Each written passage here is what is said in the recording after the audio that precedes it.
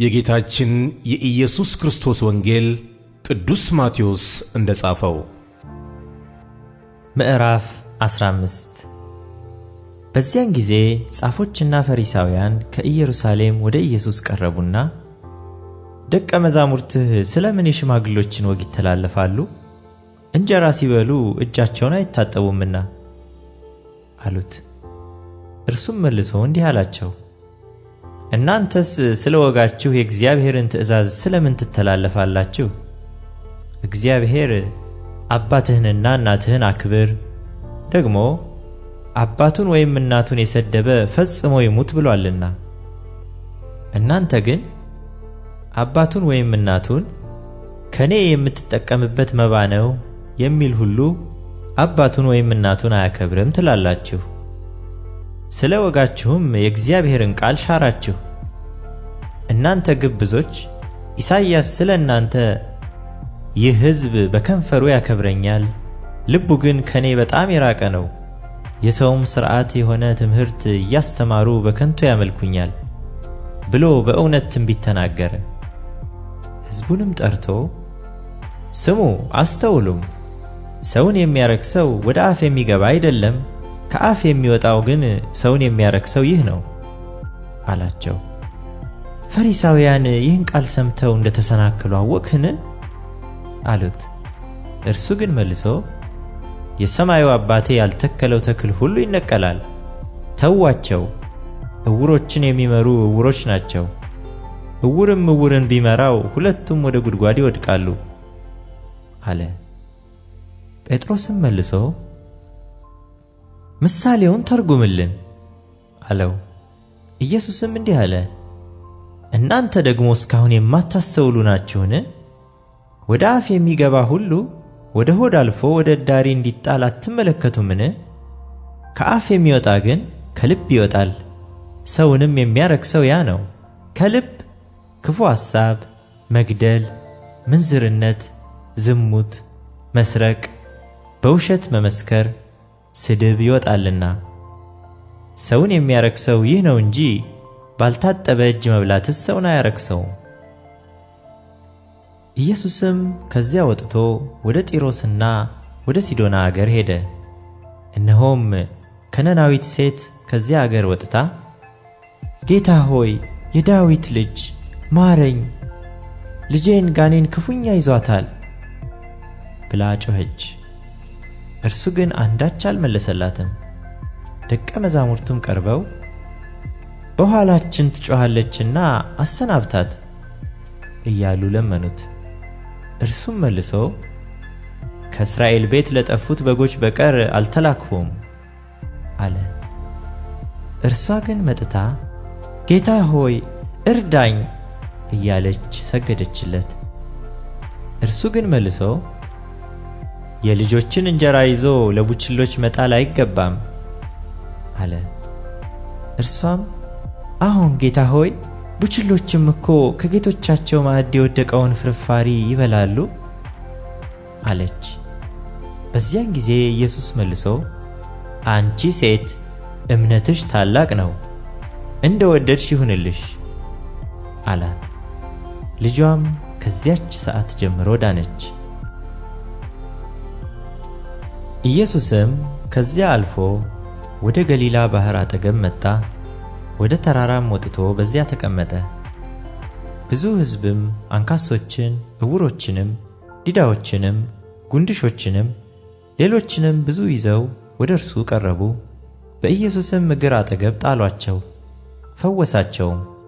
ስለዚህም ሕዝቡ ዲዳዎች ሲናገሩ፣ ጉንድሾችም ሲድኑ፣ አንካሶችም ሲሄዱ፣ ዕውሮችም ሲያዩ አይተው ተደነቁ፣ የእስራኤልንም አምላክ አከበሩ። ኢየሱስም ደቀ መዛሙርቱን ጠርቶ ሕዝቡ ከኔ ጋር እስካሁን 3 ቀን ውለዋልና የሚበሉት ስለሌላቸው አዝንላቸዋለሁ። በመንገድም እንዳይዝሉ ጦማቸውን ላሰናብታቸው አልወድም አላቸው። ደቀ መዛሙርቱም ይህን ያህል ሕዝብ የሚያጠግብ ይህን ያህል እንጀራ በምድረ በዳ ከወዴት እናገኛለን አሉት። ኢየሱስም ኢየሱስም ስንት እንጀራ አላችሁ አላቸው። እነርሱም 7 ጥቂትም ትንሽ ዓሣ አሉት። ሕዝቡም በምድር ላይ እንዲቀመጡ አዘዘ። 7ቱንም እንጀራ ዓሣውንም ይዞ አመሰገነ፣ ቆርሶም ለደቀ መዛሙርቱ ሰጠ፣ ደቀ መዛሙርቱም ለሕዝቡ። ሁሉም በሉና ጠገቡ። የተረፈውንም ቁርስራሽ 7 ቅርጫት ሙሉ አነሱ። የበሉትም ከሴቶችና ከልጆች በቀር 4000 ወንዶች ነበሩ። ሕዝቡንም ካሰናበተ በኋላ ወደ ታንኳይቱ ገብቶ ወደ መጌዶል አገር መጣ። የጌታችን የኢየሱስ ክርስቶስ ወንጌል ቅዱስ ማቴዎስ እንደጻፈው። ምዕራፍ 16 ፈሪሳውያንና ሰዱቃውያንም ቀርበው ሲፈትኑት ከሰማይ ምልክት እንዲያሳያቸው ለመኑት። እርሱ ግን መልሶ እንዲህ አላቸው፣ በመሸ ጊዜ ሰማዩ ቀልቶአልና ብራ ይሆናል ትላላችሁ፣ ማለዳም ሰማዩ ደምኖ ቀልቶአልና ዛሬ ይዘንባል ትላላችሁ። የሰማዩን ፊትማ መለየት ታውቃላችሁ፣ የዘመኑንስ ምልክት መለየት አትችሉምን? ክፉና አመንዝራ ትውልድ ምልክት ይሻል፣ ከነቢዩም ከዮናስ ምልክት በቀር ምልክት አይሰጠውም። ትቷቸውም ሄደ። ደቀ መዛሙርቱም ወደ ማዶ በመጡ ጊዜ እንጀራ መያዝን ረሱ። ኢየሱስም ከፈሪሳውያንና ከሰዱቃውያን እርሾ ተጠንቀቁና ተጠበቁ አላቸው። እነርሱም እንጀራ ባንይዝ ነው ብለው እርስ በርሳቸው ተነጋገሩ። ኢየሱስም አውቆ እንዲህ አላቸው፣ እናንተ እምነት የጎደላችሁ እንጀራ ስለሌላችሁ ስለምን እርስ በርሳችሁ ትነጋገራላችሁ? ገና አታስተውሉምን? ለ5000 5 እንጀራ ስንት መሶብም እንዳነሳችሁ ትዝ አይላችሁምን? ወይስ ለ4000 7 እንጀራ ስንት ቅርጫትም እንዳነሳችሁ ትዝ አይላችሁምን? ከፈሪሳውያንና ከሰዱቃውያን እርሾ እንድትጠበቁ ብዬ ስለ እንጀራ እንዳልተናገርኋችሁ እንዴት አታስተውሉምን? እነርሱም ከፈሪሳውያንና ከሰዱቃውያን ትምህርት እንጂ ከእንጀራ እርሾ እንዲጠበቁ እንዳላላቸው ያን ጊዜ አስተዋሉ። ኢየሱስም ወደ ፊልጶስ ቂሳርያ አገር በደረሰ ጊዜ ደቀ መዛሙርቱን ሰዎች የሰውን ልጅ ማን እንደሆነ ይሉታል ብሎ ጠየቀ። እነርሱም አንዳንዱ መጥምቁ ዮሐንስ፣ ሌሎችም ኤልያስ፣ ሌሎችም ኤርምያስ ወይም ከነቢያት አንዱ ነው ይላሉ አሉት። እርሱም እናንተስ እኔን ማን እንደሆንሁ ትላላችሁ አላቸው። ስምዖን ጴጥሮስም መልሶ አንተ ክርስቶስ የሕያው እግዚአብሔር ልጅ ነህ አለ። ኢየሱስም መልሶ እንዲህ አለው፣ የዮና ልጅ ስምዖን ሆይ በሰማያት ያለው አባቴ እንጂ ሥጋና ደም ይህን አልገለጠልህምና ብፁዕ ነህ። እኔም እልሃለሁ አንተ ጴጥሮስ ነህ፣ በዚህችም ዓለት ላይ ቤተ ክርስቲያኔን እሠራለሁ፣ የገሃነም ደጆችም አይችሏትም። የመንግሥተ ሰማያትንም መክፈቻዎች እሰጥሃለሁ። በምድር የምታስረው ሁሉ በሰማያት የታሰረ ይሆናል፣ በምድርም የምትፈታው ሁሉ በሰማያት የተፈታ ይሆናል። ያን ጊዜም እርሱ ክርስቶስ እንደሆነ ለማንም እንዳይነግሩ ደቀ መዛሙርቱን አዘዛቸው። ከዚያን ቀን ጀምሮ ኢየሱስ ወደ ኢየሩሳሌም ይሄድ ዘንድ ከሽማግሎችና ከካህናት አለቆች ከጻፎችም ብዙ መከራ ይቀበልና ይገደል ዘንድ በሦስተኛውም ቀን ይነሣ ዘንድ እንዲገባው ለደቀ መዛሙርቱ ይገልጥላቸው ጀመር። ጴጥሮስም ወደ እርሱ ወስዶ አይሁንብህ ጌታ ሆይ፣ ይህ ከቶ አይደርስብህም ብሎ ሊገሥጸው ጀመረ። እርሱ ግን ዘወር ብሎ ጴጥሮስን ወደ ኋላዬ ሂድ አንተ ሰይጣን፣ የሰውን እንጂ የእግዚአብሔርን አታስብምና እንቅፋት ሆነህብኛል አለው። በዚያን ጊዜ ኢየሱስ ለደቀ መዛሙርቱ እንዲህ አለ፣ እኔን መከተል የሚወድ ቢኖር ራሱን ይካድ፣ መስቀሉንም ተሸክሞ ይከተለኝ። ነፍሱን ሊያድን የሚወድ ሁሉ ያጠፋታል፣ ስለኔ ግን ነፍሱን የሚያጠፋ ሁሉ ያገኛታል። ሰው ዓለሙን ሁሉ ቢያተርፍ ነፍሱንም ቢያጎድል ምን ይጠቅመዋል? ወይስ ሰው ስለ ነፍሱ ቤዛ ምን ይሰጣል? የሰው ልጅ ከመላእክቱ ጋር በአባቱ ክብር ይመጣ ዘንድ አለውና ያን ጊዜም ለሁሉ እንደ ሥራው ያስረክበዋል። እውነት እላችኋለሁ የሰው ልጅ በመንግሥቱ ሲመጣ እስኪያዩ ድረስ እዚህ ከሚቆሙት ሞትን የማይቀምሱ አንዳንድ አሉ። የጌታችን የኢየሱስ ክርስቶስ ወንጌል ቅዱስ ማቴዎስ እንደጻፈው። ምዕራፍ 17 ከ6 ቀንም በኋላ ኢየሱስ ጴጥሮስንና ያዕቆብን ወንድሙንም ዮሐንስን ይዞ ወደ ረጅም ተራራ ብቻቸውን አወጣቸው። በፊታቸውም ተለወጠ፣ ፊቱም እንደ ፀሐይ በራ፣ ልብሱም እንደ ብርሃን ነጭ ሆነ። እነሆም ሙሴና ኤልያስ ከእርሱ ጋር ሲነጋገሩ ታዩአቸው። ጴጥሮስም መልሶ ኢየሱስን ጌታ ሆይ፣ በዚህ መሆን ለእኛ መልካም ነው። ብትወድስ በዚህ 3 ዳስ አንዱን ላንተ፣ አንዱንም ለሙሴ፣ አንዱንም ለኤልያስ እንስራ አለ። እርሱም ገና ሲናገር እነሆ ብሩህ ደመና ጋረዳቸው።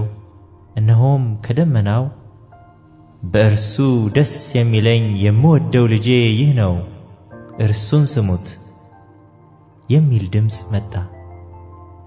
ደቀ መዛሙርቱም ሰምተው በፊታቸው ወደቁ፣ እጅግም ፈርተው ነበር። ኢየሱስም ቀርቦ ዳሰሳቸውና ተነሱ፣ አትፍሩም አላቸው። ዓይናቸውንም አቅንተው ሲያዩ ከኢየሱስ ብቻ በቀር ማንንም አላዩም። ከተራራውም በወረዱ ጊዜ ኢየሱስ የሰው ልጅ ከሙታን እስኪነሳ ድረስ ያያችሁትን ለማንም አትንገሩ ብሎ አዘዛቸው። ደቀ መዛሙርቱም እንግዲህ ጻፎች ኤልያስ አስቀድሞ ሊመጣ ይገባዋል ስለምን ይላሉ ብለው ጠየቁት። ኢየሱስም መልሶ ኤልያስማ አስቀድሞ ይመጣል፣ ሁሉንም ያቀናል። ነገር ግን እላችኋለሁ ኤልያስ ከዚህ በፊት መጣ፣ የወደዱትንም ሁሉ አደረጉበት እንጂ አላወቁትም። እንዲሁም ደግሞ የሰው ልጅ ከእነርሱ መከራ ይቀበል ዘንድ አለው አላቸው። በዚያን ጊዜ ደቀ መዛሙርቱ ስለ መጥምቁ ስለ ዮሐንስ እንደነገራቸው አስተዋሉ። ወደ ሕዝቡም ሲደርሱ አንድ ሰው ወደ እርሱ ቀረበና ተንበርክኮ ጌታ ሆይ፣ ልጄን ማርልኝ፣ በጨረቃ እየተነሳበት ክፉኛ ይሳቀያልና፣ ብዙ ጊዜ በእሳት ብዙ ጊዜም በውሃ ይወድቃልና። ወደ ደቀ መዛሙርትህም አመጣሁት፣ ሊፈውሱትም አቃታቸው አለው። ኢየሱስም መልሶ የማታምን ጠማማ ትውልድ ሆይ፣ እስከ መቼ ከእናንተ ጋር እኖራለሁ? እስከ መቼስ እታገሳቸዋለሁ? ወደዚህ ወደ እኔ አምጡት አለ። ኢየሱስም ገሠጸው፣ ጋኔኑም ከእርሱ ወጣ፣ ብላቴናውም ከዚያች ሰዓት ጀምሮ ተፈወሰ። ከዚህ በኋላ ደቀ መዛሙርቱ ብቻቸውን ወደ ኢየሱስ ቀረቡና እኛ ልናወጣው ያልቻልን ስለምን ነው አሉት። ኢየሱስም ስለ እምነታችሁ ማነስ ነው። እውነት እላችኋለሁ የሰናፍጭ ቅንጣት የሚያህል እምነት ቢኖራችሁ ይህን ተራራ ከዚህ ወደዚያ አለፍ ብትሉት ያልፋል፣ የሚሳናችሁም ነገር የለም። ይህ ዓይነት ግን ከጸሎትና ከጦም በቀር አይወጣም አላቸው። በገሊላም ሲመላለሱ ኢየሱስ የሰው ልጅ በሰዎች እጅ አልፎ ይሰጥ ዘንድ አለው፣ ይገድሉትማል፣ በሦስተኛውም ቀን ይነሣል አላቸው። እጅግም አዘኑ። ወደ ቅፍርናሆምም በመጡ ጊዜ ግብር የሚቀበሉ ሰዎች ወደ ጴጥሮስ ቀረቡና መምህራችሁ 2 ዲናር አይገብርምን አሉት። አዎን ይገብራል አለ። ወደ ቤትም በገባ ጊዜ ኢየሱስ አስቀድሞ ስምዖን ሆይ ምን ይመስልሃል? የምድር ነገሥታት ቀረጥና ግብር ከማን ይቀበላሉ? ከልጆቻቸውን ወይስ ከእንግዶች አለው። ጴጥሮስም ከእንግዶች ባለው ጊዜ ኢየሱስ እንኪያስ ልጆቻቸው ነፃ ናቸው፣ ነገር ግን እንዳናሰናክላቸው ወደ ባህር ሂድና መቃጥን ጣል፣ መጀመሪያም የሚወጣውን ዓሣ ውሰድና አፉን ስትከፍት እስታቴር ታገኛለህ፣ ያን ወስደህ ስለኔና ስላንተ ስጣቸው አለው።